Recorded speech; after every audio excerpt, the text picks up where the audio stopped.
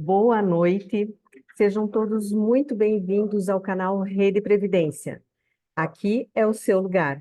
Iniciamos hoje o segundo programa RPPS ao vivo, onde Vilmar Martins e eu estamos recebendo um convidado muito especial. Por isso, fique conosco até o final, que com certeza você terá aí um aprendizado gigante nesta área de regime próprio de previdência social. Vou dar as boas-vindas ao Vilmar Martins Júnior, que tem aí enriquecido e tanto o programa RPPS ao vivo, dispensando seu tempo aí para colaborar com todos os telespectadores do canal Rede Previdência. Boa noite, Vilmar. Boa noite, Silvio. Obrigado pela presença de todos aí. E estamos aí para trabalhar um pouquinho, discutir um pouquinho sobre esses assuntos aí que dizem respeito ao nosso dia a dia e a de tantos servidores públicos e, por que não dizer, né, de tantos cidadãos aí que são impactados por isso. E vou dar então o boa noite ao nosso convidado de honra, professor Alexandre Sarquis, por aceitar o nosso convite para estar conosco neste momento. Boa noite, professor Alexandre. É, Boa noite, Silê, boa noite, Vilmar. Se vocês se sentem honrados, eu me sinto então honrado ao quadrado, né? Foi uma alegria ter recebido o convite de vocês. Eu gosto, vocês sabem que eu admiro o trabalho de vocês e o canal, e eu estou muito feliz, né? Estou aqui também para aprender com vocês, que vocês me chamam de professor, mas vocês dois são meus professores também. Além do um currículo de esmero que eu vou ler agora para os nossos telespectadores, eu vou incluir aí a humildade nesse currículo. Então vamos lá. Alexandre Manir Figueiro Sarquis, formado em Administração Pública, Engenharia e Direito, pós-graduado em Economia, Direito e Auditoria, doutorando em Direito Financeiro, membro do Conselho Nacional de Regime Próprio de Previdência Social e do Conselho Nacional de Previdência, professor da FIPECAF, faculdade nas áreas de contábeis, atuariais e financeiras em São Paulo. Professor Sarquis, novamente, seja muito bem-vindo. Ler o seu currículo passa a ser aí um- uma luz, uma lâmpada para que sigamos o seu exemplo. Tá bom? Obrigado, viu? Obrigado. Vamos então iniciar buscando aí o foco do título do nosso programa, que é a contribuição previdenciária. E eu confesso que quando nós falamos em regime próprio de previdência social, lembramos de dois grandes pilares, né, que é a contribuição previdenciária e a concessão de benefícios. Os dois precisam ser fortes, precisam ser muito bem construídos para que essa casa, esse RPPS, ele possa sobreviver por muitos e muitos anos. Com a emenda 103, muito se fala aí das novas regras, da reforma previdenciária, e é o que eu pessoalmente venho observando, né? Se discute tanto regras, vamos fazer reforma, não vamos, quais são as regras que valem, o que mudou, o que não mudou, e eu percebo que quase que se está não deixando de lado, mas perdendo um pouco aí o foco a questão do outro pilar, que é a contribuição previdenciária, né? Então, eu vejo que é importante enaltecermos e continuarmos mostrando que os dois pilares são importantes. Nesse item aí da contribuição previdenciária, e sabemos que elas são contribuições obrigatórias, sabemos quem são os contribuintes, que são os segurados, os servidores públicos efetivos e também o ente, né, como a contribuição patronal. E aí nós sabemos aí, professor, que o senhor tem uma fórmula que envolve uma redução da contribuição, no aumento da alíquota. Qual é essa fórmula mágica para nos contar aí, iniciando já com a cereja do bolo do nosso programa? É uma fórmula meio. É uma fórmula meio mágica ao contrário. O regime próprio tem diversas fontes, né? Diversas fontes de receita. E elas recebem diversas rubricas. Então, entra dinheiro da compensação previdenciária, por exemplo, entra dinheiro dos rendimentos, né? Então, eu ponho lá no mercado financeiro, não vai continuar do mesmo tamanho o dinheiro, tem juros, né, digamos, na renda fixa, ou ganho de capital, ganho patrimonial na renda variável, isso é receita também, né? O, o, o ente pode fazer aportes, só que nessa correlação ente e previdência, eu escrevi um artigo, né, há um tempão atrás, outro dia queriam citar, falei, meu Deus do céu, esse troço, velho, porque eu tenho a receita do ente, eu tenho o tesouro e eu tenho a receita previdenciária. Então, eu tenho um erário na previdência e eu tenho um erário no ente. Aí eles ficam quase como vasos comunicantes, né? Se você não prestar atenção, aqueles líquidos se misturam. Aí o que que acontece? Tem o custeio normal, né? Por meio da contribuição. Se o ente quer se comprometer com a previdência, ele vai fazer isso. Quando a gente chama um dinheiro que vem do patrocinador e vai para a previdência de contribuição, a gente está dando uma natureza tributária, né? E a gente está arrecadando todo o sistema jurídico para vigiar aquilo. Então, por exemplo, o ente retém do funcionário, mas não repassa a contribuição. O que que acontece? Aí você pode ir na delegacia de polícia, né? Falar, aconteceu a apropriação indébita previdenciária.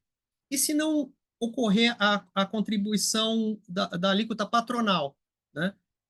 Talvez não tão grave ocorra, mas algo similar ocorre. É cogente. Mas o que que é a fórmula que eu estava falando para se ler outro dia? É que a equalização do déficit no passado muito se fez por aumento da alíquota, que pode ir até o dobro da alíquota do funcionalismo, né? Então, se eu tenho uma alíquota em 14% para o funcionalismo, eu posso, né, me comprometer com até 28% para o patronal, ou botar alíquotas suplementares, né? Só que esta alíquota, ela ingressa no cálculo da despesa total com o pessoal, né? Ela é cogente. Então, eu vou pegar todo o sistema do direito financeiro, da lei de responsabilidade fiscal, todo o arcabouço da improbidade administrativa para quem não recolher. Qual é a mágica, né? É você falar o seguinte: quanto que eu estou transferindo aí de alíquota suplementar mesmo? 12 milhões por ano. Peraí, e se eu. Vamos fazer o seguinte: eu vou dar um aporte mensal de 1 milhão por mês, né? 1 milhão por mês. Pronto, é 1 milhão por mês de aporte. Vai dar mais ou menos a mesma coisa. Vai ser mais ou menos a mesma coisa. Só vai mudar o nome da rubrica? Só vai mudar o nome. Então faz isso, pô. O que vai estar acontecendo? Eu vou tirar todo esse dinheiro da despesa total com o pessoal. Eu vou, né, se eu não puder pagar, ver se parcela lá depois. E você, de uma forma geral, precariza essa promessa de pagamento, né? Que antes estava protegida pelo nome, né? Contribuição, agora não tem mais essa proteção, e você foge de umas regrinhas, quem sabe até possibilitando, né? Dar um aumentozinho para o funcionalismo, um panorama que talvez o cálculo atuarial desaconselhasse. Então, é só como essas outras soluções. Eu costumo dizer o seguinte, Sirlei, Vilmar, não sei se vocês concordam comigo, né?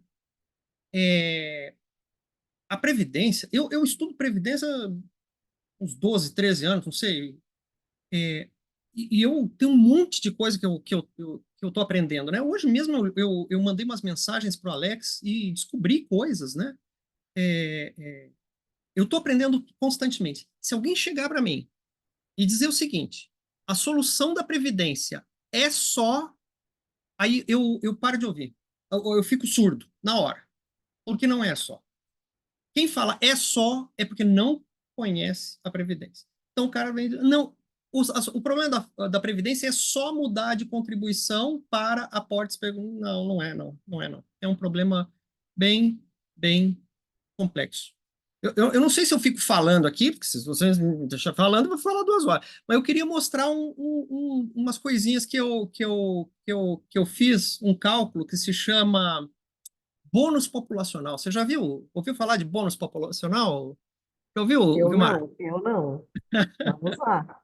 Ah, Eu que... estou sentada aqui muito bem confortável como uma telespectadora da primeira fila. Então vamos investigar o que vem a ser bônus populacional. Compartilhar a tela. Compartilhar. Bem, vocês estão vendo aí... Não, eu quero que vocês vejam uma planilha do Excel. Estão vendo uma planilha do Excel? Isso aqui é uma simulação do bônus populacional. Como é que eu fiz? Eu peguei uma população, eu simulei pelas tábuas do IBGE, né? Mais ou menos. Eu simulei a faixa etária em que as mulheres estão férteis, uma taxa de fertilidade, e esperei estabilizar a população. E aí, no exercício 50, a partir dessa estabilização que está aparecendo aqui, eu apliquei um choque. Qual é o choque que eu apliquei? Eu reduzi a natalidade de 4 crianças para 2 crianças e aumentei a idade a expectativa de vida. Só que agora não me lembro direito se foi de 70 para 75. Eu me baseei no caso brasileiro. Aí sabe o que acontece? Acontece mais ou menos, vou tentar mostrar aqui para vocês. Mais ou menos isso aqui, ó. Em 1954, a nossa pirâmide era assim, né? Nascia muitas pessoas depois da guerra, etc., né? Essa pirâmide continuou igualzinha, ou seja, com a população explodindo, né? Até 1984. Aqui não sei se está dando para ver, não está dando para ver, mas em 1984 foi o ponto em que mais ou menos começou-se a ocorrer as primeiras gerações em que havia menos filhos do que a geração imediatamente anterior. É um ponto de inflexão, 1984. No gráfico de 2024, dá para ver aqui, ó. Tá vendo esse abaulamento aqui? Essa onda populacional ela vai ingressando na atividade, e aí passamos por um período de bonança, que tem um monte de gente trabalhando, um monte de gente com a minha idade, com a sua, com a idade do Vimar, todo mundo tá, né, enxutão, né? Só que isso, qual é o futuro disso aqui? O futuro disso aqui, isso daqui eu peguei uma projeção do próprio IBGE. O IBGE estima que em 2024, em 2044, né, ou seja, daqui 20 anos, a nossa população vai estar mais ou menos assim. E não está dando para ver a linha, mas é mais ou menos 60 anos aqui, ou seja, a gente vai ter mais gente em condições atualmente de elegibilidade para a aposentadoria do que ativos. Aí, isso aqui, esse gráfico aqui é justamente da população, nesse meu exemplo simulado, tá? É da relação entre população economicamente ativa em relação à população que não está economicamente ativa. Quando começa o choque populacional, eu experimento uma acentuada elevação, para depois encontrar um vale abrupto. E aí a coisa meio que se estabiliza numa posição pior do que a inicial. Mas eu passo por um regime transitório que tem esse alto e baixo. Onde que nós estaríamos? Aí eu peguei esses dados e simulei aqui, né? Basicamente assim. O ponto inicial, eu dei o choque, né? É o período 50 na minha amostra. Quando que ocorre o máximo? Em 18 anos após o choque. Quando que ocorre o mínimo? 66 anos após o choque. E depois estabiliza 136 anos após o choque. Se a gente entender que o choque ocorreu em 1984, o máximo teria ocorrido em 2002. Não parece alguma coisa? Eu vou mostrar uma... Por isso que eu falei que eu vou mostrar, eu vou caguetar... desculpa, não devia ter falado. Eu vou dedurar a Caixa Econômica Federal e uma apresentação de PowerPoint que eles fizeram circular mais ou menos nessa época. Aí, quando que vai se dar o nosso período mais negro na história? 2050. Em 2050, nós estaremos vivos e a situação vai ser desesperadora para a Previdência. Vai ser desesperadora. E aí vai se estabilizar no futuro, né? Lá vai ter um pipoco. a relação ativo e inativo vai se restabelecer, ela vai sobreviver. Quem não vai sobreviver é a previdência social. Muito bem. Então, última coisa que eu queria mostrar é isso aqui, ó. Isso aqui é uma apresentação da Caixa Econômica Federal, não me lembro se foi feita em 2008, 2010, é uma coisa que circulou, eu guardei, né? Tá aqui, ó.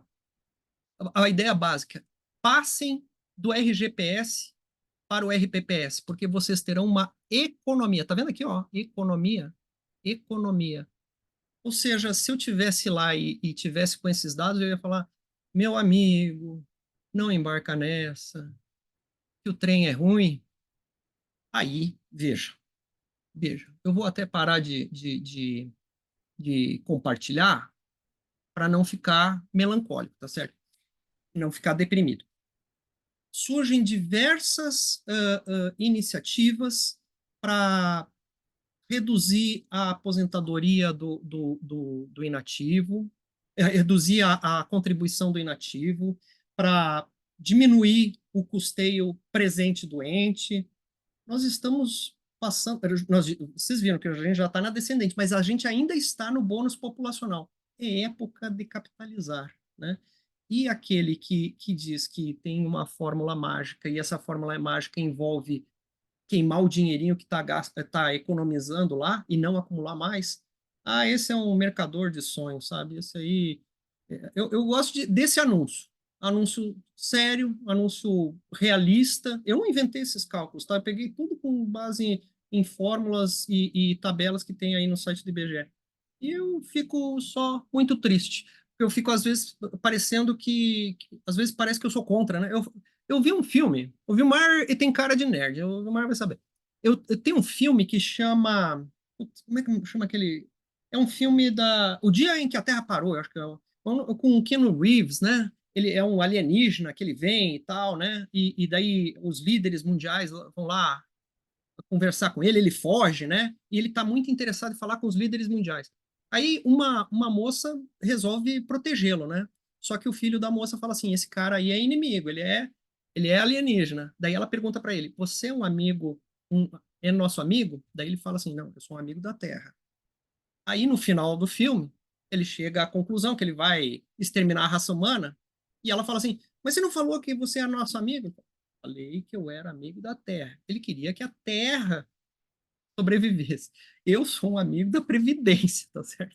Quando eu nego a aposentadoria do fulano e falo, meu Deus, você é contra o funcionalismo, eu sou a favor da Previdência. Aí eu chego para o prefeito e falo, ó, prefeito, você não vai ter que recolher. Ué, mas você é contra a prefeito? Eu sou a favor da Previdência. Eu sou um apaixonado pela Previdência. Eu acho que é a Previdência que assegura a nossa dignidade.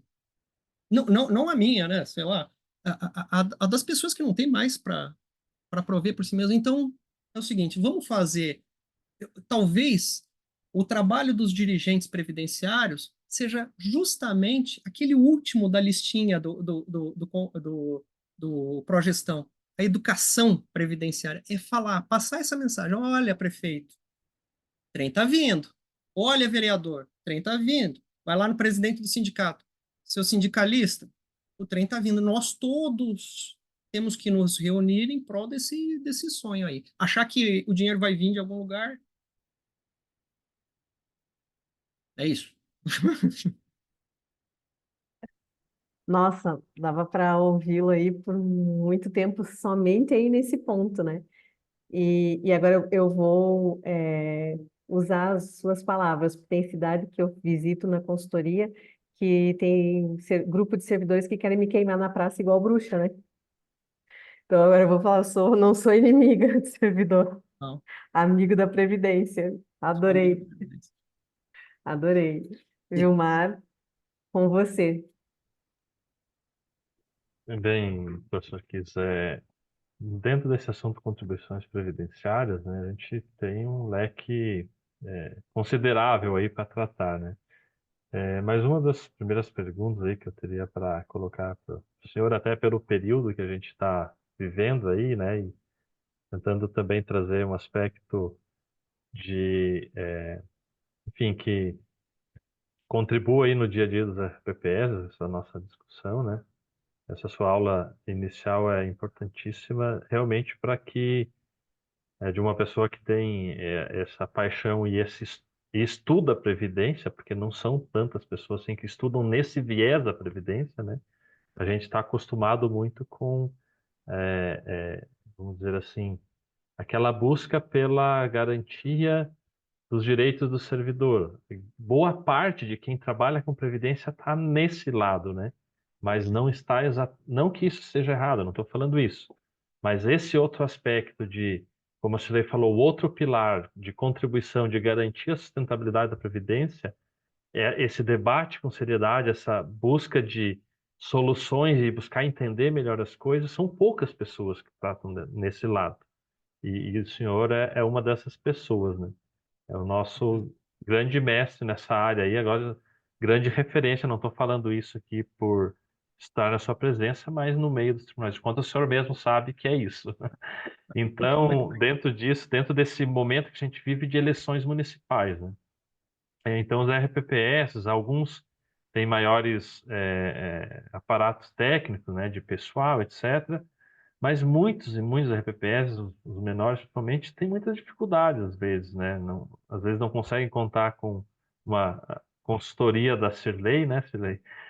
Enfim, mas tem muita dificuldade. E aí eu pergunto para o senhor como fica a contribuição dos servidores, né, segurados da RPPS nesses tempos de eleições. A gente sabe que a Lei Complementar 64, por exemplo, ela traz algumas necessidades de desincompatibilização, ou seja, os servidores têm que deixar lá em determinado período seu cargo, aqueles que desejam concorrer. E aí, esse é um momento, vamos dizer assim, que já tem uma repercussão previdenciária aqui, se a pessoa deixou de trabalhar, mas como que fica? Ela continua recebendo e como fica a contribuição previdenciária? Aí ela vai ser eleita ou não eleita. E aí a gente tem atualmente falando aí principalmente dos cargos de prefeito e vereador, né? Então, Uhum. você poderia nos brindar um pouquinho aí com o seu conhecimento a respeito da matéria para ajudar todos aí. Bem, o artigo 4º da portaria, da portaria da Previdência Social 467, ela estabelece, consolidando entendimentos e portarias que já vinham antes, então não é novidade quanto a isso. Estabelece que há circunstâncias de afastamento que mantêm o vínculo. Então, eu acho que o presidente do Instituto tem que trabalhar mais pela impressão de que será mantido o vínculo, né? O segurado RPPS permanecerá afiliado nas seguintes situações: quando cedido, com ou sem ônus, a órgão ou entidade da administração direta e indireta de quaisquer dos entes, quando licenciado, na forma da lei do ente, durante o afastamento para mandato eletivo, em quaisquer dos entes federativos, com ônus, com ou sem ônus, né? O vereador pode optar para o órgão do exercício do mandato, durante o afastamento do país por cessão ou licenciamento na forma da lei do ente federativo e durante o afastamento para exercício de cargo temporário, função pública provido por nomeação, designação ou outra forma de investidura nos órgãos ou entidades da administração pública indireta, direta, ou seja, sim.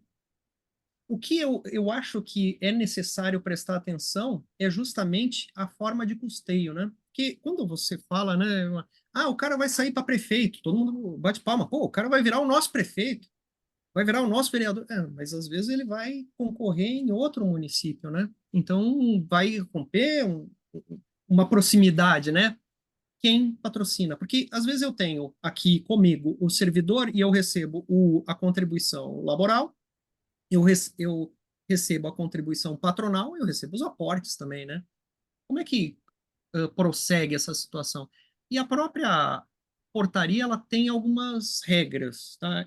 Então, no artigo 21, por exemplo, na cessão ou afastamento do segurado sem ônus, continuarão sob responsabilidade do órgão ou entidade de origem o recolhimento e o repasse à unidade gestora do RPPS das contribuições correspondentes à parcela devida pelo segurado e pelo ente.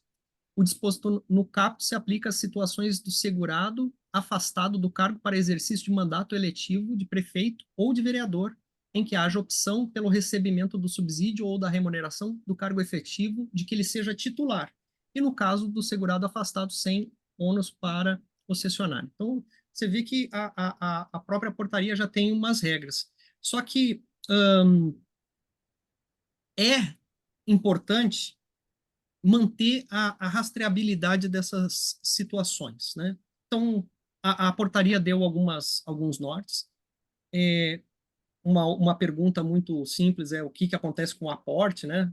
Porque cada funcionário ele não custa só o seu custo, o custeio normal, ele tem os penduricalhos, né? Se uma lei doente vier regular essas coisas, eu tenho certeza que, ainda mais depois da emenda constitucional 103, vai se respeitar a lei doente.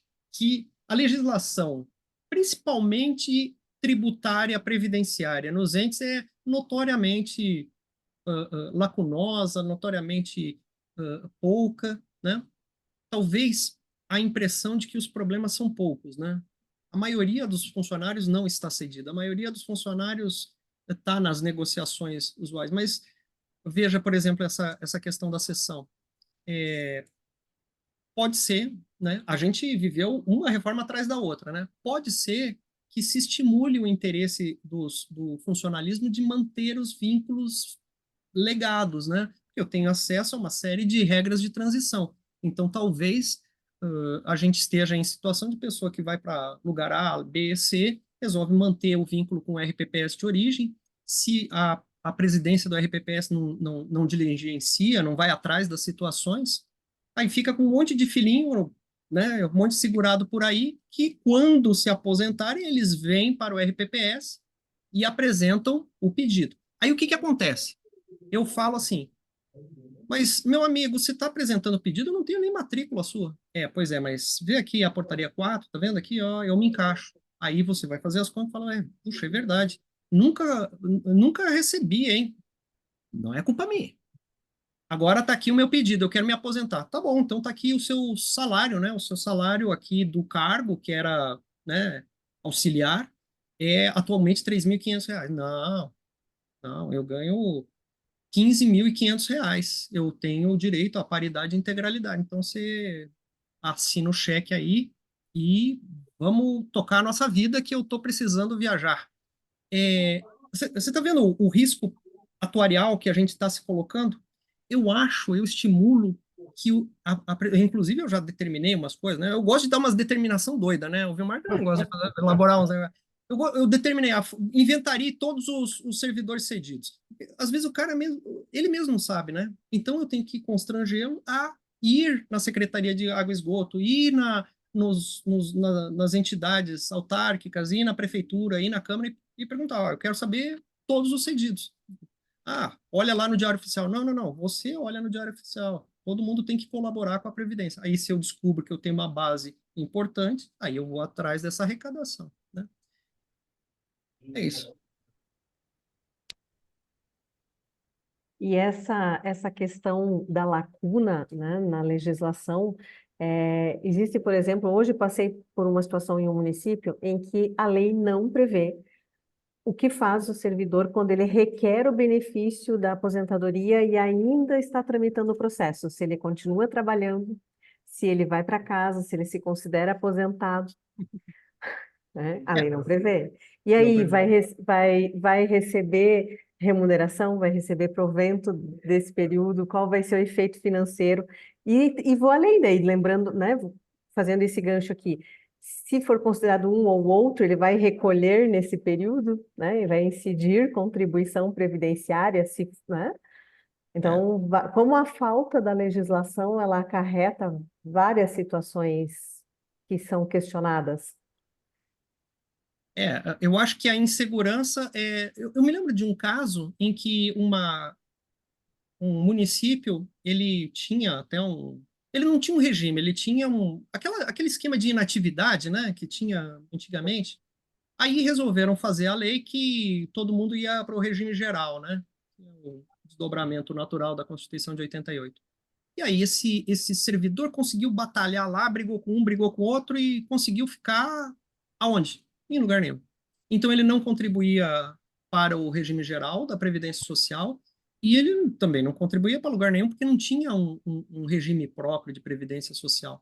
Aí chega X anos, né? Que aconteceu há pouco tempo, e queria aposentar. Aí eu disse, olha, você espera um pouco mais e tenta o benefício de prestação continuada, se é que você se enquadra nisso. Por que que a gente tem que dar umas alopradas de vez em quando, né? É porque a pessoa de boa fé vem e diz assim, olha, nunca paguei nada, mas eu tô achando aí que tem direito, hein? Tô achando que eu tenho direito. Eu acho que quanto menos norma em um cenário em que todo mundo não quer contribuir, mais vai resultar em não contribuição e vai contribuir pelo mínimo e vai pedir pelo máximo. Então, vamos caçar esses casos. Assim, né, eu dei uma palestra uma vez no TCE do Rio de Janeiro, que eu comparei a Previdência. As minhas comparações de Previdência são meio, né, já comparei lá com o filme de ficção científica, agora vem outra, hein? Eu comparei a Previdência Social com a AIDS, sabe? Por quê? Nos anos 90, todo mundo estava procurando a cura para AIDS, né? Aí achava que era o remédio X, aí achava que era o remédio Y, achava que era o remédio Z, daí tomava, não, mas ainda tem carga viral. Sabe qual é o remédio da AIDS? Eu vou falar para vocês, chama Coquetel. É 10 remédios, é um monte de remédio. Um é para membrana, o outro é para isso, o outro é para aquilo, o outro é não sei o quê, e o outro é para melhorar a retenção da vitamina não sei o quê. É multifacetado, é multidisciplinar. Não é um remédio e você não extingue ele. Ele fica lá. Se parou, zum, começa de novo. Pois então, a solução da Previdência eu entendo que é que nem um coquetel. Ah, professor Alexandre, mas se eu for atrás desses caras aí, no meu município eu tenho uns 15. O que eu vou fazer pela Previdência indo atrás de 15 caras? Bem, vai fazer alguma coisinha. Você põe essa uma coisinha do lado de um monte de coisinha, aí você tem o seu coquetel para a Previdência. Então, não dá para não ir atrás, tem que ir atrás. Mandando lei, conscientizando todo mundo, inclusive as pessoas que estão cedidas, né? Verdade. Professor Sarkis, aproveitando os leques aí, como o Vilmar falou, um outro ponto importante na questão da contribuição previdenciária é daqueles servidores que estão recebendo em gozo de licença sem remuneração. E a legislação, ora em um município trata como obrigatória, em outro município como facultativa. Vamos partir aí das duas possibilidades, aquela em que é facultativa e o servidor optou em não recolher, só que durante o gozo da licença ele se arrepende e vai até o regime próprio e diz: agora eu quero voltar, eu quero começar a recolher durante a minha licença. E vem as perguntas: ele pode recolher desde o início da licença com efeitos retroativos? Se sim, vai incidir algum juro, multa e alguma coisa nessa contribuição tardia, ou ele vai poder recolher do momento em que ele decide para frente? Então, essas situações acontecem aí no dia a dia dos RPPS e com alguma frequência. Deixa eu vou atrás das minhas anotações aqui, viu? Porque é bastante coisa, deixa eu pegar aqui. Eu acho que é o artigo 23. O segurado afastado ou licenciado temporariamente do cargo efetivo sem recebimento de remuneração ou de subsídio pelo ente federativo somente contará o tempo correspondente ao afastamento ou licenciamento para fins de aposentadoria mediante o recolhimento mensal ao RPPS das contribuições ao seu cargo. Ai, poderia ir tão adiante, mas pelo menos tem isso, tá? Não, primeira pena, vai ficar sem a contagem de tempo. Lei do ente federativo atribuirá ao segurado a que se refere o caput o ônus de recolher a própria contribuição e definirá se a responsabilidade pelo recolhimento da parcela de contribuição a cargo do ente federativo será mantida ou se será imputada ao segurado. Eu acho que deveria aqui estar escrito será imputada ao segurado, inclusive as repercussões, né? O cálculo do aporte também. Na omissão da lei do ente federativo quanto ao ônus pelo recolhimento da parcela, pelo menos a portaria avançou nisso, né? Durante o período de afastamento, o repasse do valor correspondente à unidade gestora do RPPS continuará sob responsabilidade do ente federativo. Então, na dúvida, o ente tem que continuar contribuindo. Uma coisinha, né? Eu me lembro uma vez de uma aposentadoria que era de uma professora, né? E aí a questão que se tornou relevante lá era que ela não tinha tempo de não tinha tempo exclusivo de magistério, né? Ela foi alguma outra coisa, daí ela entrou no magistério, estava se aposentando no magistério, mas não completou o tempo. Ela precisava completar, Vilmar, acho que 2 anos e meio. 2 anos e meio ela precisava ficar. Mas as pessoas não querem completar mais nenhum segundo, né? Aí ela falou assim, ela apresentou, eu me senti tão ofendido, sabe? Ela apresentou nos autos uma guia, ó, se é isso, estou aqui, estou recolhendo as contribuições que são. Não é assim, não, não é balcão de negócio, não. Eu disse, não, eu também quero, né? Vou chegar lá e falar quanto é que é para eu me aposentar como, né, professor. Não é assim, é de acordo com as normas. Qual é, como deveria ser a norma nesse caso? Quanto que custa a pessoa, né? Eu me lembro a gente tinha um problema lá na Câmara dos Deputados. Eu fui eu fui da comissão de licitações lá da Câmara dos Deputados por um tempo. Lá a gente tinha contratos de prestação de serviço com alocação exclusiva de postos de trabalho, né? Então era 10 copeiras, 20 guardetes, etc, né? Aí qual era a choradeira? Os contratos eram de 5 anos, né? As prorrogações e tal. Aí eram sempre as mesmas pessoas, né? Chegava no final dos 5 anos, a gente fazia a licitação. E se a empresa não ganhasse? Aí não ganhou. Dava tchau, tchau para a empresa. Só que a empresa falava: olha, meu filho, mas você está me passando 100 mil reais por mês, eu pago a minha folha. E olhe lá, e tem um lucrinho pequeno. Agora eu vou ter que demitir todo mundo. A multa rescisória. Como é que eu vou pagar a multa? Eu não tenho como pagar a multa rescisória. Por quê? Porque ele devia ter feito uma provisão. Todos os anos ele deveria dizer, ó, esse é o salário, esses são os benefícios e esse é a provisão para as verbas rescisórias. Está aqui, ó. É isso aqui, você tem que me dar também. E é uma despesa sem desembolso. É difícil de explicar isso. Pois então, o aporte, a contribuição patronal, as contribuições suplementares são como aquela previsão. Então, o custo de ter um servidor afastado, se é que ele vai gozar de todos esses direitos aí que ele está pretendendo gozar, né? Ou seja, voltar depois e pegar essa aposentadoria, tem um custo. E se ele vier com custo, professor, mas se a gente fizer isso, eles vão se desligar. E se desliga, tá certo? Eu vou fazer uma lei que vai prejudicar 10 pessoas, elas podem ir lá na Câmara e se defender, mas é uma situação que vai ser essas 10 pelo resto da vida e outras. Eu acho que tem que fazer a lei e a lei tem que ser bem, tem que pôr o cálculo, sabe? O cálculo de quanto que é esse custo. E uma limitação também, né? O cara vai ficar viajando em outros vínculos trabalhistas e ficar com um liame, seguro incompetência agora? Põe um prazo máximo lá e é isso. Eu acho que tem que legislar sobre o assunto. Acho que eu estou divagando um pouco também, né, Sueli? Não, volta aí, esbarra na questão da lacuna na legislação, né? E chama atenção aí Exatamente. para uma tarefa que é de se erguer essa bandeira. É. Professor, dando sequência aqui, o senhor já comentou na primeiro questionamento que eu fiz, algo, né, a respeito da sessão de servidor e tal. E tem um aspecto que a gente se depara também, já me deparei com alguns casos, mas teve um município que foi muito emblemático nessa questão da sessão de servidores.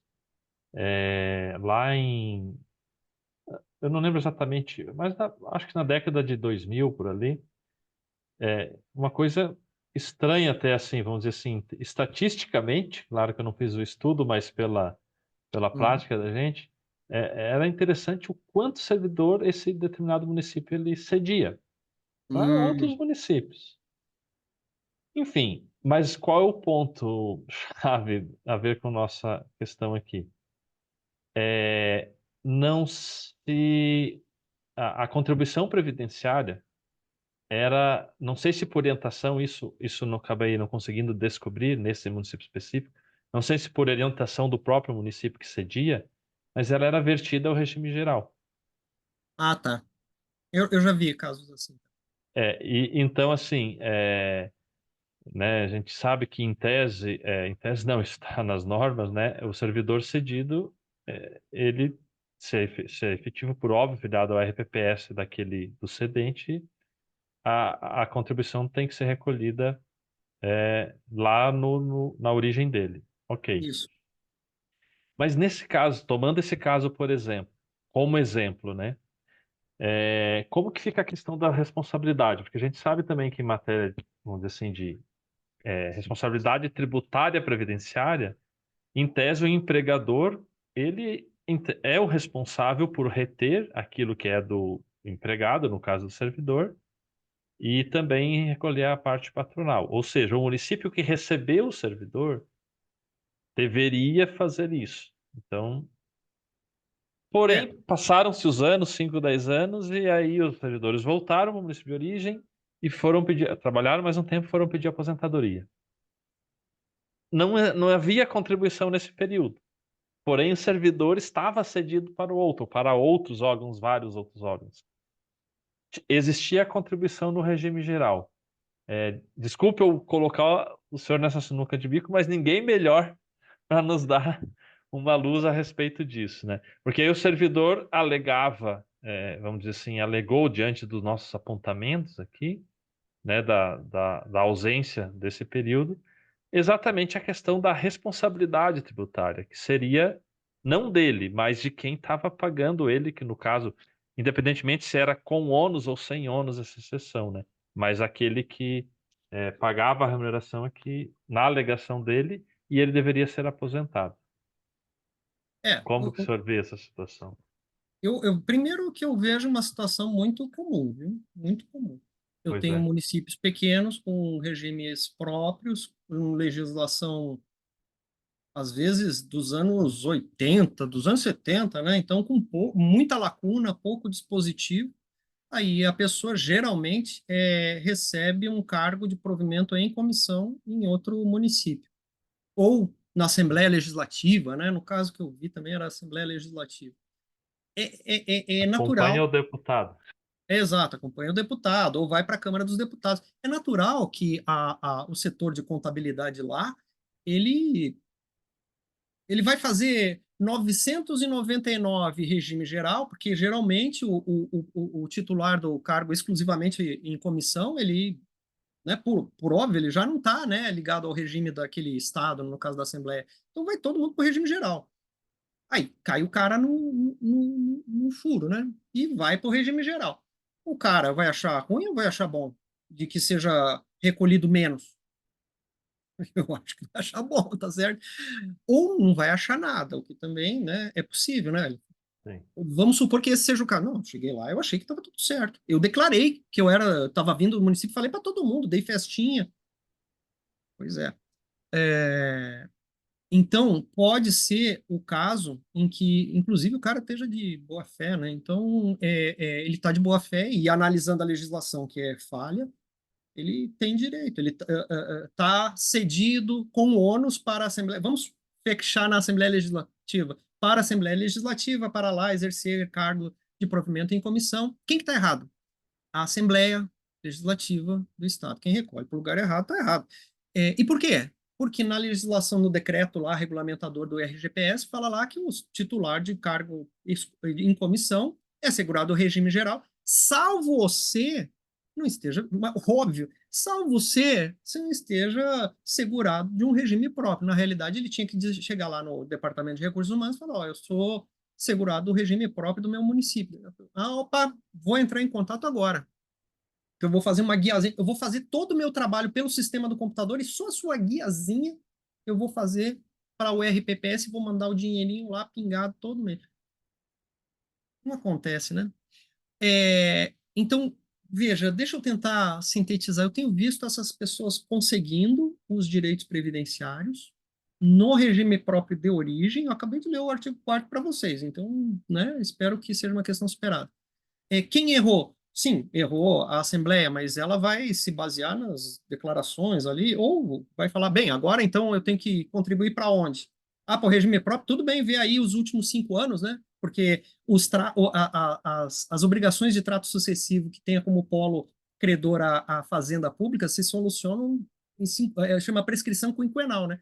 Ver os últimos 5 anos, aí eu recolho. né? Se é esse o erro, isso não vai nem dar um dentinho no déficit atuarial gerado pelo... Sabe quem que errou mais? O gestor do instituto que não foi atrás desse negócio. Tem que ver, cadê o seguratar? Tem um monte na Assembleia. Eu quero me dar os gabinetes dos deputados, eu quero notificar todo mundo para chamar as pessoas. Ou sai do regime, ou vamos fortalecer. Você quer ser segurado do nosso regime? Parabéns, vamos fortalecer isso aqui. Então, você chega lá e diz na Assembleia, olha, tem que pagar a parte patronal para lá, a parte laboral que você recolhe de mim, manda para o meu instituto. Pega a parte patronal, manda para lá e vê quanto é que são os aportes, o percentual, e manda aporte, manda lá, capitaliza lá. Porque quando eu aposentar, eu vou pegar aquele dinheiro lá. Então, mais ou menos isso. Não sei se eu respondi a respeito da responsabilidade tributária, né? Acho que sim, professor. Tá. Sim.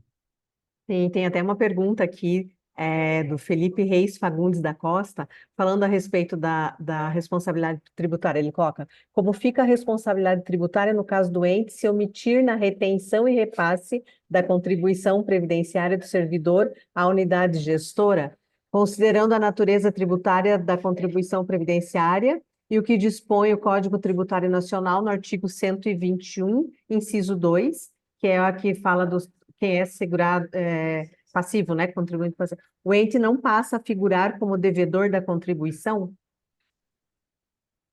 Então acho que foi exatamente isso que É. o conselheiro professor Alexandre respondeu. Eu só vou cometer uma gafe aqui, duas até me permito, mas não é gafe, né? Na verdade, assim, o Felipe, se eu não estou enganado, ele foi estagiário aqui do tribunal, então, no caso, trabalhou comigo. Um excelente advogado, na verdade, né? Fez estágio há pouco tempo e também, salvo engano, eu vi a Regiane, também fez estágio aqui com a gente. Se tivesse algum outro aí, se manifeste, mas esses dois eu vi, então agradecer a presença. Para mim é especial a presença deles, né? Porque estiveram aqui e nos ensinaram um pouco e espero que tenham também absorvido alguma coisa aqui do que a gente tentou passar para eles no período que estiveram aqui. Então, Ele obrigado está Só deixa também. dizendo. eu poderia comentar só mais uma coisa que me ocorreu? Claro, fica à vontade. Os crimes de ordem tributária estão na Lei 8.137, um deles é a sonegação, né? É um crime bárbaro, né? 4 a 8, sei lá, um crime de ir para cadeia mesmo, né? Teoricamente a gente teria uma responsabilidade. Agora, a pior responsabilidade é o que o Felipe falou, né? Se você não reter do funcionário ou reter e ficar, aí Uhum. tem um outro crime que é a apropriação indébita previdenciária, né? Então, sim, tem. É por isso que eu falo, a contribuição ela recruta um subsistema todo do direito para proteger aquela receita da previdência, né? Tem que se cuidar com muito carinho, senão todo mundo que tomou parte, né? A teoria monista do crime, já que o Felipe é o advogado aí, a teoria monista do crime, todo mundo que teve parte relevante para o resultado responde pelo mesmo crime. 4 a 8, se não me engano, 4 a 8. Eu vou até procurar depois. É isso mesmo. O Felipe diz que é ele mesmo, viu, Mari, que você leu a mente dele. Sim, sim. Na programação neurolinguística, que é o meu outro lado aí de estudos na vida, a gente chama de rapport, né? Significa que vocês trabalharam aí com a mesma sinergia. Legal. Agora eu vou pedir permissão ao Vilmar e vou ingressar numa seara que é do Vilmar, né? Vamos falar aí de inscrição em dívida ativa, que também é algo que despertou um insight, me deu um insight na semana passada que eu estive no evento da Bipem em Florianópolis e participei ali de um curso que estava acontecendo junto com o evento da Bipem, só que ele era para quem fazia inscrição em separado, que era sobre CTC, e estava o Leonardo e também uma pessoa do INSS nesse curso. E a professora Marjolie Hardy, que é a procuradora do Instituto de Previdência de Curitiba, se manifestou falando a respeito da necessidade de ter na lei municipal a permissão para inscrição em dívida ativa dessas contribuições previdenciárias em atraso. E ela até mencionou que copiou da lei de 2019, a que alterou 8.213, o mesmo texto adaptando lá no município de Curitiba. né? De imediato já passei à frente essa informação aí, que é uma informação bem importante. E vem aí a pergunta, então, professor Sarkis, como se manifestar, como se estar diante de uma situação dessas com relação aos devedores da contribuição previdenciária? Qual o procedimento, essa previsão legal? E aí eu tenho uma encomenda de pergunta para falar para o senhor com relação a essa situação também. Bem, em primeiro lugar, se o devedor é o servidor, né, chega à conclusão que ele deve, né, eu acho que é inscrever na dívida ativa e fazer os protestos do título, né? O protesto é um instrumento novo, né, que pode ser, a certidão da dívida ativa pode ser levada a protesto, incomoda bastante, viu? Incomoda bastante, então e a maioria dos estados tem a postecipação das custas, né? Ou seja, você vai lá e protesta um monte de coisa e aí quando vier o acerto, aí é que vai se saldar os emolumentos. Então, eu aposto nisso, porque a lei de execução fiscal a gente sabe que é um entulho, né? Principalmente crédito picado, né? Aí é o fim do mundo para executar aquele negócio.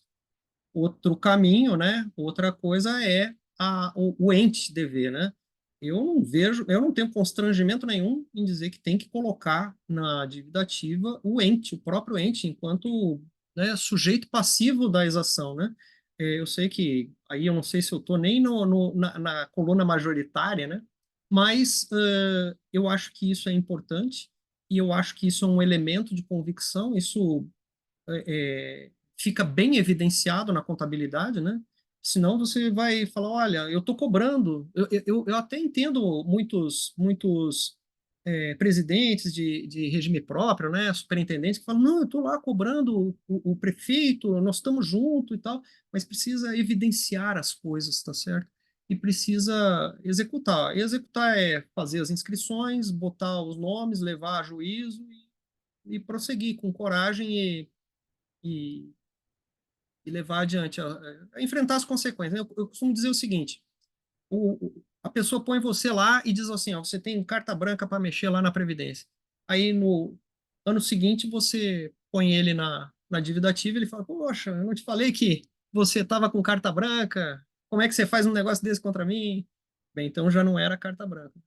Vocês estão, eu tenho um trecho que eu copiei do Canutilho. Eu vou mandar depois para vocês, que é bem interessante. Quando eu crio uma autarquia, não é para ser o meu funcionário autarquia. Senão você põe uma secretaria, ou põe um contínuo, um ajudante de ordem. Você criou uma autarquia, você criou uma ilha orçamentária. E aquela ilha orçamentária tem um serviço público afetado a ela tão importante, mas tão importante, que justificou a criação da autarquia. Então, a relação entre essas chefias, né, a chefia da autarquia e a chefia do poder executivo e a chefia do legislativo, é de respeito, é de respeito. E um respeito dentro das linhas da Constituição. Portanto, eu acho que, não sei se respondendo a pergunta, eu tento responder as perguntas, mas eu começo devagar, né? Sim, eu acho que tem que executar, os mecanismos são a inscrição na dívida ativa, o ajuizamento da ação e o protesto de título. Essa entrou numa esfera bem importante. Eu já vi impasse de executivos não quererem, de gestores não quererem encaminhar o projeto de lei para câmaras para tirar de conselho, né, a figura, a natureza de conselho para a autarquia, com receio de estar criando ali uma mini prefeitura e ter uma concorrência como se tivesse um outro prefeito naquele lugar, né? Bem, a gente vai indo. Teve uma pessoa uma vez que falou para mim, eu sou lá, ele era o chefe do instituto, né, era o diretor lá, geral, o presidente. Eu sou eleito lá, eu sou eleito e o prefeito não pode me tirar. Há 4 anos eu estou lá. Não sei se é bom isso também, sabe? Uma eleição, né? Porque aí, imagina, 4 anos brigando com o prefeito não passa nada, fica todo mundo... Não, também não é assim. Não, não é nem tamo junto e nem guerra declarada. É aquela relação, é o que eu digo, é aquele trecho do Canotino, é uma relação de respeito em que você senta como igual e diz, senhor prefeito, está aqui o déficit atuarial, esse é o melhor atuário que eu consegui contratar com o nosso dinheirinho, eu entreguei a melhor base de dados que eu consegui. Essa é a visão mais fidedigna do problema, está sob a sua mesa. Vamos juntos dar as mãos para ver como é que a gente soluciona a favor da saúde do município, né? Eu acho que é isso. Como qualquer relação, né? O respeito deve estar em primeiro lugar. Perfeito, perfeito. Já estamos com 1 hora de programa, Vilmar, professor. Pois é, passou muito rápido esse tempo, hein? A gente tem. Eu teria mais 2 perguntas para fazer, mas eu vou poupá-lo de uma, professor, se o senhor Tá? quiser. Opa, Se o senhor, se o senhor topar, é é o assim, assunto que na eu mais gosto. verdade, então, na verdade, é uma coisa que também, até estamos nos deparando com a situação atualmente, mas existem outros, já existiram, e é corriqueiro o seguinte, é, o servidor, em determinado momento, ou os servidores, eles buscam alguma revisão de benefício, e principalmente, né, principalmente, não só, mas principalmente quando tem a questão das regras de paridade, de concessão com base na última remuneração dos proventos. Então, eles conseguem, por causa da paridade, exatamente, eventualmente trazer verbas para os proventos que inicialmente não foram concedidos, judicialmente ou até administrativamente, mas enfim. E a minha pergunta é um pouco objetiva, até por uma dúvida minha mesmo aqui, para o senhor me ajudar a dar uns pareceres, umas discussões aqui. Mas é o seguinte, então o que acontece? Um caso específico, o município deixou ali de contribuir por determinado tempo com base em lei sobre uma determinada verba de caráter permanente. Ou seja, aquelas que integram a remuneração do servidor de forma permanente e assim deveria seguir os proventos, mas deixou de contribuir. Aí o pessoal entrou no judiciário e o judiciário maciçamente disse não. O servidor tem direito, o município que se vire. Isso é verba inerente ao cargo, né? Inerente à carreira. Ok. Aí vem a questão da contribuição previdenciária. Porque quando vem a condenação judicial, na verdade o precatório lá para o município, me parece que o município deveria fazer a compensação desse valor. Se ele vai ter um saldo ali daquele período que ele recebeu, né? Aliás, que ele não recebeu a verba, então ele obteve no judiciário e aí vem o precatório para ele pagar. Só que sobre esse período não incidiu a contribuição. Então, na verdade, se ele está levando a verba, tem que cobrar a contribuição, né? Até pelo tema, acho que é 163 do STF. Essa é uma coisa. Então, o município pode fazer a retenção da contribuição ou compensar isso nesse pagamento. Nós teríamos a hipótese de que isso já está na decisão judicial, aí fica tranquilo. Daí Mas ficaria bem fácil. Não, essa é fácil. Mas de não estar na decisão judicial, essa questão, por uma falha de defesa, inclusive, eu diria, né? É.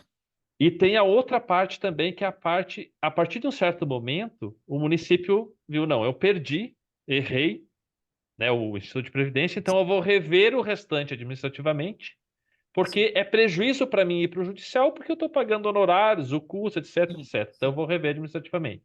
Então tem um outro contingente que tem essa revisão administrativa, mas aí chega na mesma situação.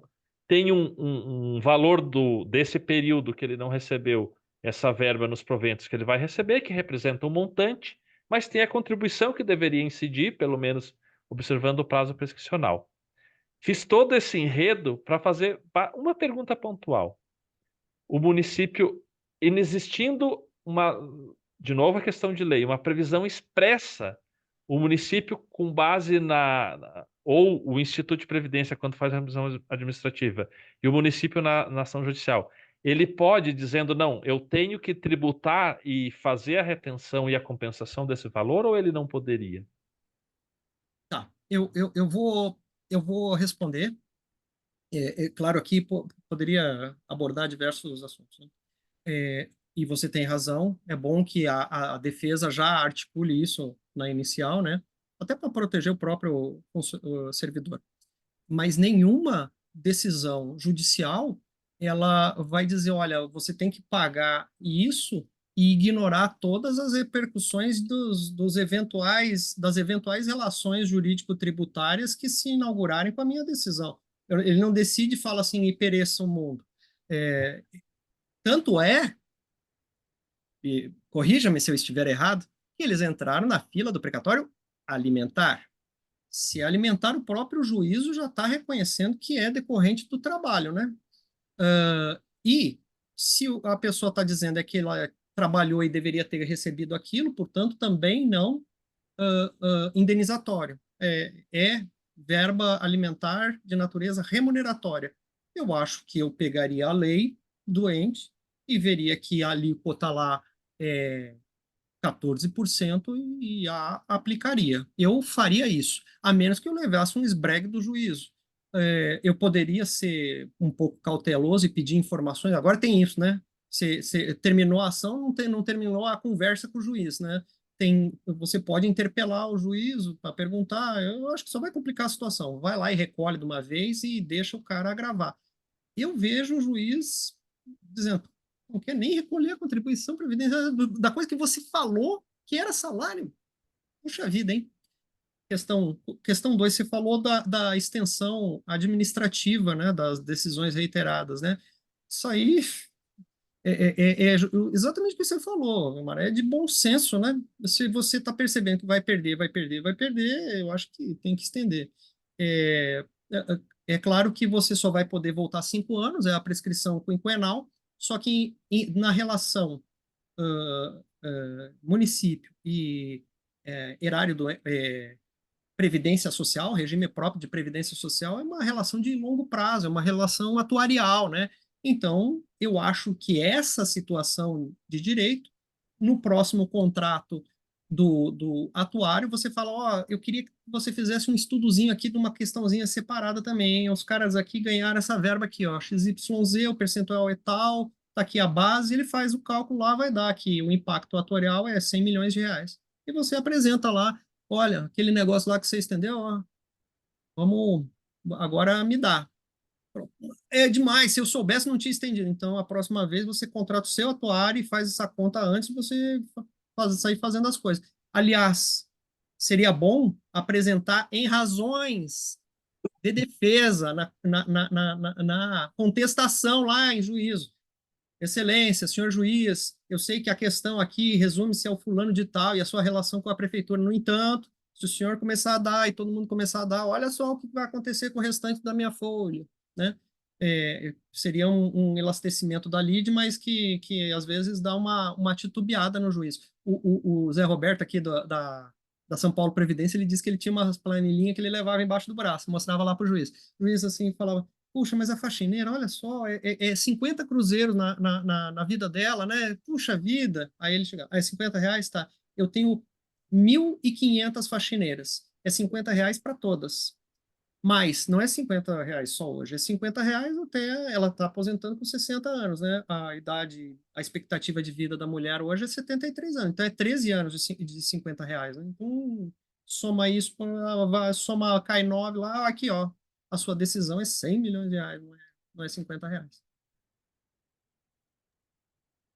Excelente, obrigado, professor, já me ajudou.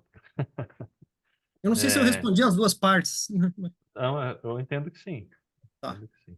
obrigado. Vocês estão sendo muito gentis comigo, eu estou meio disperso hoje.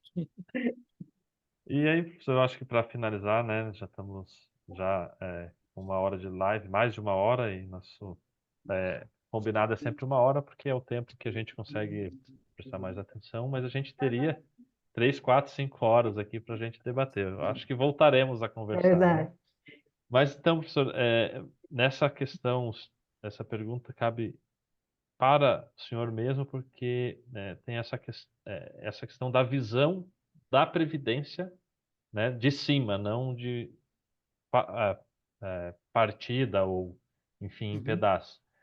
A questão desses projetos de emenda constitucional, essas investidas sobre a extinção da contribuição dos aposentados e pensionistas. Do ponto de vista, vamos dizer assim, conjuntural das questões sociais, atuariais e tributários envolvidos. O que que o senhor tem a dizer a respeito? Eu acho que a emenda 103, ela teve uma eficácia mista, né? Ela saiu da... Quando ela estava sendo gestada lá no Ministério da Previdência, ela estava bem pensada, bem concatenada, daí ela foi mudando um pouco e saiu do outro lado a coisa. Então, eu acho que ela foi extremamente forte com algumas coisas, foi leniente com outras, né? Essa questão, eu vou conversar, essa questão dos pensionistas, né, e da contribuição extraordinária, eu acho que foi um pouco pesado, né? Mas colocou, né? Colocou. Eu acho que você tirar. Então, vamos dizer o seguinte, vamos supor que essa minha linha, tá, seja a que a gente vai colocar na mesa. E a gente avançou um pouco em cima da contribuição dos aposentados, tá? Ok. Qualquer iniciativa para aumentar o benefício, para reduzir a contribuição, para postecipar a qualquer pagamento, para antecipar o gozo, qualquer natureza previdenciária benéfica, ou seja, desfavorável ao erário, ela precisa ser acompanhada da fonte de custeio total. Então, o Rui Barbosa tinha um próximo nosso, né, do direito financeiro, ele fala, quem se avocar, né, chamar para si o direito de apontar fins na lei orçamentária, ele que venha e indique os meios, né? Então, eu acho que a maioria das propostas, inclusive essa que vocês estão falando, né, ela padece disso. Ela diz, olha, coitadinho dos aposentados, não vamos cobrar deles, né? Eu também acho que tem. Eu sou amigo da Previdência, não é isso, né, Sule? Eu sou amigo da Previdência. A Previdência é dar dinheiro para os aposentados. É bem isso. Eu concordo. Na tese das coisas, eu concordo, mas a Previdência também é uma que tem pé e cabeça. Essas pessoas, elas não estão defendendo a Previdência, elas querem que a Previdência acabe. Porque daqui, a gente viu ali na planilha, né? Daqui 20 anos ninguém consegue pagar mais, aí o aposentado não é nem que diminui, nem tem benefício, tá certo? Então, o que eu acho? Eu acho que ele tem um coração grande, né? Ou ela, né? A deputada, deputado, senador, tem um coração bom, né? Para propor uma PEC. Eu acho que então tem que ter partidos, líderes. Eu acho que eles estão com o coração no lugar legal, mas vamos, já que eles estão tão sensíveis aos clamores e aos choros, né?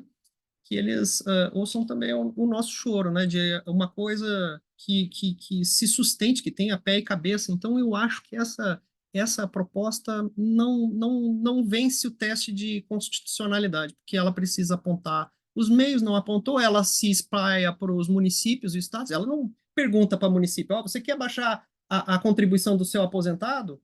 Não, ele vai lá e diz, ó, oh, baixou. Então, ela está impondo um ônus para a prefeitura, só que não está descentralizando dinheiros. Isso também não é possível, emenda constitucional 182, se não me engano, né? E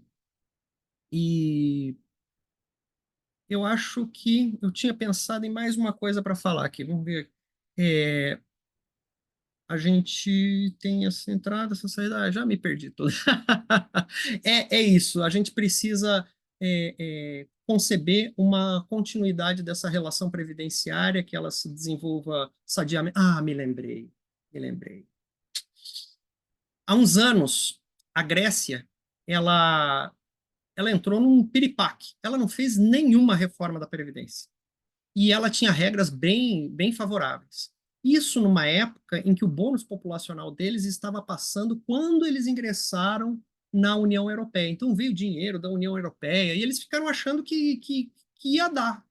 Embora o cálculo deixasse claro que não ia dar. Que em alguns anos, que foi 2012, 2013, ia quebrar tudo, né? E aí eles foram lá, não, vamos lá. Aí vem um projeto de lei de reforma previdenciária firme, e lá na Grécia só tem um tribunal de contas, né? Não tem das províncias, dos cantões, é um tribunal de contas. E eles, o legislativo grego submeteu o projeto ao Tribunal de Contas, e o Tribunal de Contas falou que era injusto com com os aposentados, com quem ingressou em direitos. Eu falei, eu não serei esse Tribunal de Contas. A Grécia virou pandarecos, né? As finanças gregas não tinha para comer, né? Aí o beneficiário pegava um dinheiro cuja inflação já tinha comido tudo quando tinha. Eu não quero isso para o Brasil, não. Eu quero que vá seguindo. Das minhas filhas também, né? Elas aproveitaram para não aparecer aqui hoje, mas de vez em quando elas aparecem, né, Silvia? Então, é isso. Com Eu direito a penso. beijo de tudo, né? Quer saber de tudo. Tem que travar a porta lá atrás, senão ela vem aqui. Então, eu quero um Brasil para elas. Eu quero fazer. Se isso significa que eu tenho que viver um pouquinho pior, eu tenho que andar de ônibus. Ah, minha filha, não vem aqui, filha. Oi. Ah, você está me vendo, né? Tá bom, ela está se apresentando aqui. Ela está acompanhando a live. É, é, se isso significa que eu vou ter que receber um salário um pouquinho menor que a minha contribuição, porque contribuição maior significa salário menor, né? Eu vou ter que ficar um pouquinho mais trabalhando. Quando veio, desculpe me estender, quando veio essa emenda da reforma e botou a regra dos pontinhos e o pessoal descobriu que a gente ia ter que ficar mais 3 anos, os procuradores me botaram num grupo, né? Ah, confisco. Não, isso aqui, doutor Alexandre, o senhor que é um especialista, não sei o que, eu confisco. Eu falei, pode me tirar, porque eu concordo, tá? Eu não posso falar uma coisa, depois vir aqui e me falar. Eu estava achando que eu ia ficar mais 5 anos. É 3. Aí, ó. Tá de bom tamanho, tá? Tá de bom tamanho. Então, eu acho que a gente tem que ser responsável. Quem vê o cálculo e é sério e responsável e faz as contas, e aí protege a nova geração. É isso. Pronto, chega, falei demais. Não, professor, excelente, né? Agradecemos imensamente aí seu dedicar seu tempo aqui, contribuir com a gente, na verdade, com todos que nos acompanham aí. Eu, pessoalmente, me servi, né? Me servi aí do senhor, então agradeço. Eu digo com toda certeza que é realmente uma grande satisfação tê-lo aqui, né? Poder dialogar com o senhor, que é, de fato, uma referência para a gente, e para os tribunais de contas nessa área. Então, muito obrigado, professor. Eu espero que a gente tenha outras oportunidades. Obrigado ao pessoal que nos acompanhou aí durante esse tempo. Obrigado, Sirlei, também, por compartilhar esses momentos aqui comigo, tá certo? Então, deixo a palavra aí com o professor. Muito obrigado. Quando vocês me chamarem, eu venho e, com as minhas limitações, eu tento. Eu tenho que agradecer que tem ouvidos ainda para ouvir essas coisas que eu falo. Então, obrigado por terem me cedido seus ouvidos. Professor Alexandre, e tivemos aí uma participação ao vivo numa média excelente. Nós tivemos mais de 38, 39 pessoas acompanhando, e agora passou de uma hora, vai diminuindo, a gente sabe disso, mesmo assim nós não diminuímos de 20 pessoas. Então, tá aí o senhor é o responsável por esse público. E, Obrigado. repito, eu sou realmente uma privilegiada por estar aí diante de vocês. Confesso que reunir dois cometas foi difícil, em função aí de todas as atribuições dos dois, né? Tanto do Gilmar quanto do professor Sarkis. Consegui reuni-los no mesmo horário, mas espero poder fazer isso outras vezes e que possamos estar contribuindo com os nossos telespectadores dessa maneira. Vilmar, muito obrigada. Professor Sarkis, muito obrigada. E até a próxima, que seja breve. Obrigado. Tchau, tchau. Tchau.